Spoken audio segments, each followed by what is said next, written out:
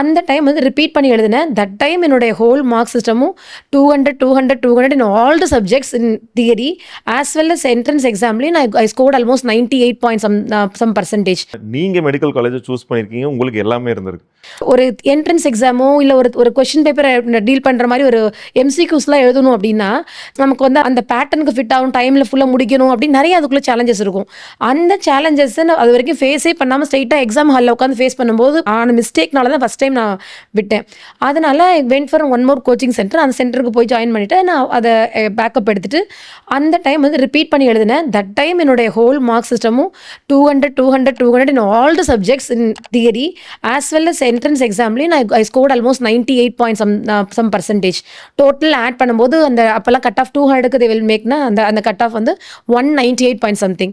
I got an medical seat in MMC everything. I was a 4th candidate to go in அந்த செலெக்ஷனில் போய் உள்ள counselling போவாங்க இல்லை, கவுன்சிலிங்கில் நான் 4th கேண்டிடேட் ஹோல் தமிழ்நாட்டில் 4th லெவல் ஃபுல்லாக போகும்போது அங்கே எம்எம்சி எல்லாமே டிஸ்பிளேல இருக்குது. டிஸ்பிளேல இருக்கும்போது தஞ்சாவூர் 0, யாருமே கேண்டிடேட் எடுக்கல. அதுக்கு முன்னாடி போன 3 கேண்டிடேட்டுமே அதை எடுத்துகிட்டு வராங்க. நான் போயிட்டு ஸ்ட்ரைட்டாக தஞ்சாவூர் எடுத்துகிட்டு வெளில வரும்போது என் கூட இருக்கவங்களாம் கேட்குறாங்க, என்னது இப்போ ஃபஸ்ட்டு போயிட்டு எம்எம்சி அங்கே இருக்குது, அதை விட்டு தஞ்சாவூர் போய் எடுக்கிறேன் அப்படின்னு சொல்லிட்டு. எனக்கு எங்கள் அம்மா அப்பா அங்கே இருக்காங்க. I will be comfortable with them. அவங்களுக்கும் என்னை விட்டு யாரும் கிடையாது. அதனால் அவங்க கூட இருக்கணும். லைஃப் இன்னைக்கு வரைக்கும் என் லைஃப்பில் they are being in my part with me. Medicine படித்ததில் ஒரு பெரிய அட்வான்டேஜ் நான் நினைக்கிறதே still I am with my father and mother and happily with them.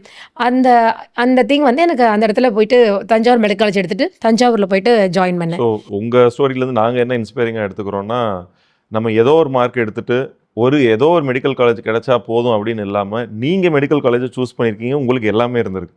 So students வந்து நீங்கள் மேமோடைய ஸ்டோரியை இன்ஸ்பிரேஷனாக எடுத்துக்கணும்னு நான் இங்கே சொல்கிறேன்.